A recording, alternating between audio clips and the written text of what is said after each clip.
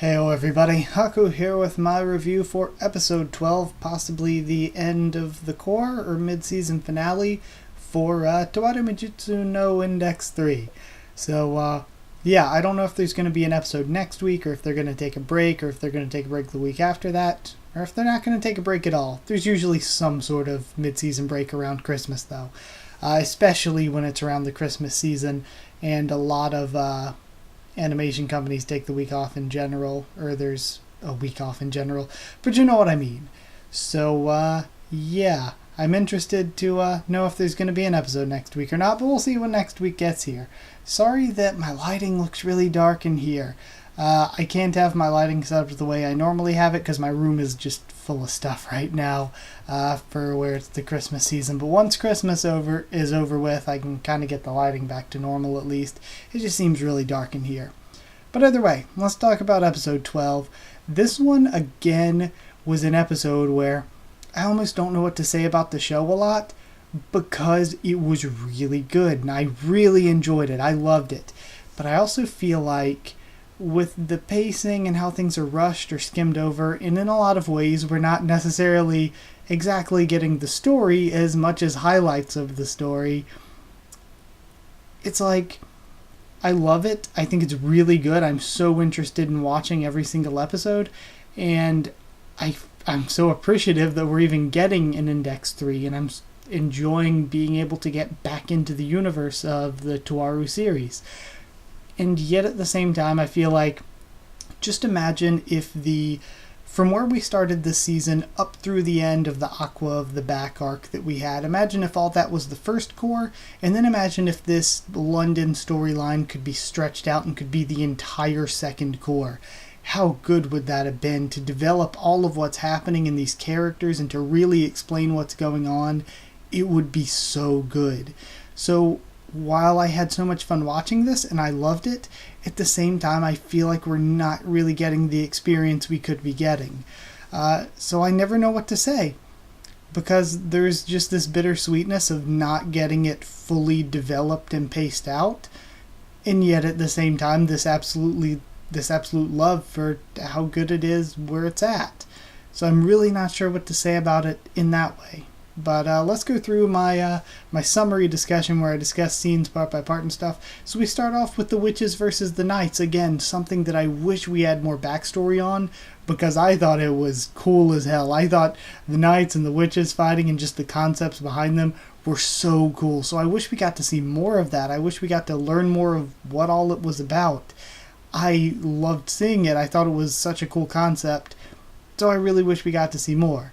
Elazard and Laura are confronted by the knights, and they're probably possibly my favorite part of this whole episode, but still, Elazard and Laura get confronted by some knights and captured, sort of willingly.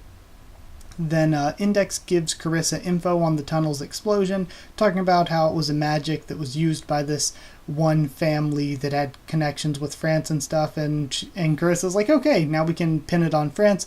Good enough, even though that's kind of a bit of a stretch and not totally an honest assessment of what the actual situation is. Good enough for her to start a war, so it is what it is. We learn a little bit about what her motives are. And for me, listening to the speech, it seems like what her motives are that she realizes there's this war between these four different sides, and also there's a war going on sort of between the magic side and the science side, and Britain has meddled so much in both the magic and the science side that no matter which side wins, Britain's gonna come out on the worst end of it. Sorry, the joke of she wants to Brexit from this fight just popped into my head and I couldn't hold back from chuckling. But that's basically, she wants to sort of find a way to fight out and extricate Britain from the fighting between the science side and the magic side, because she feels like Britain's going to lose either way. And of course her way of going about it's totally wrong, because she wants to murder her freaking family, which is totally not cool. So, she's planning to fight both sides to escape them. We then get to see Sherry fighting the knights and Oriana staying behind so that Toma can run off with Lesar and escape with Lesar to the train going toward Canterbury, I believe. But Yeah, we'll get more to that later, because there's some stuff that happens on the train that confused me a little bit. But we see that Villian has escaped Carissa for now, and as they're about to go after her, Kanzaki arrives to confront the Night Leader, and we get an explanation as Kanzaki's kind of getting her ass kicked a little bit, that once somebody has Cortana, that means the Queen, in this case being Carissa because she's the one with Cortana, she's the Queen in that case because she has the sword, the Queen becomes an archangel and all of the Queen's servants become angels. Therefore, he's OP as hell and can even beat up a saint now. Then Villian was trying to escape to the Puritans, but things didn't work out, and apparently the Puritans were the one with some sort of jamming magic or whatever, but the Puritans are with Carissa, so Villian has nobody else left on her side, it would seem. Night Leader then shows back up because he defeated Kanzaki off screen. It's not really that big a deal. Of course it'd be cooler to see the fight on screen and stuff, but honestly that's not really that big a deal. Then Aqua shows up, has the Ascalon blade.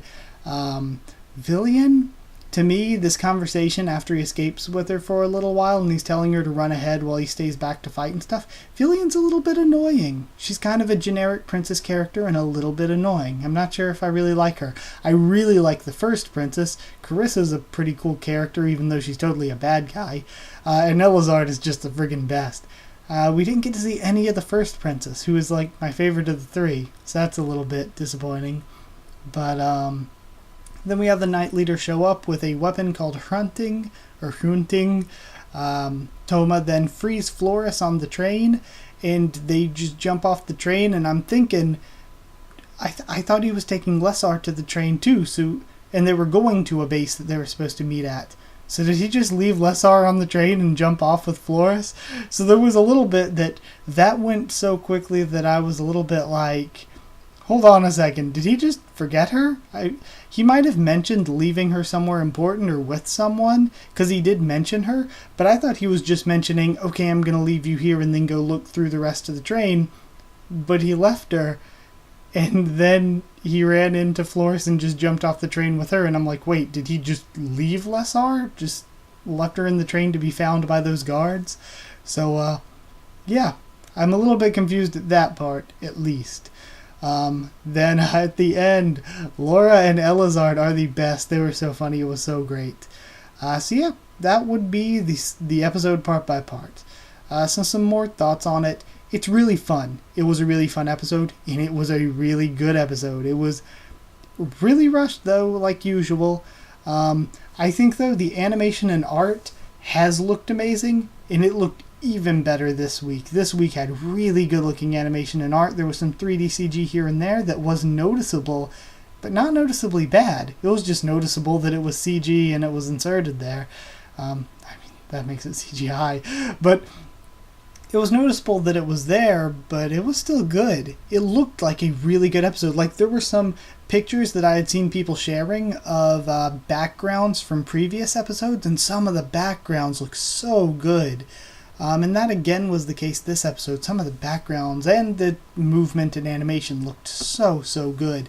And I think especially last week, that little fight that only happened for probably maybe even less than a minute or two between Itsuwa and that one other character, I forget their name.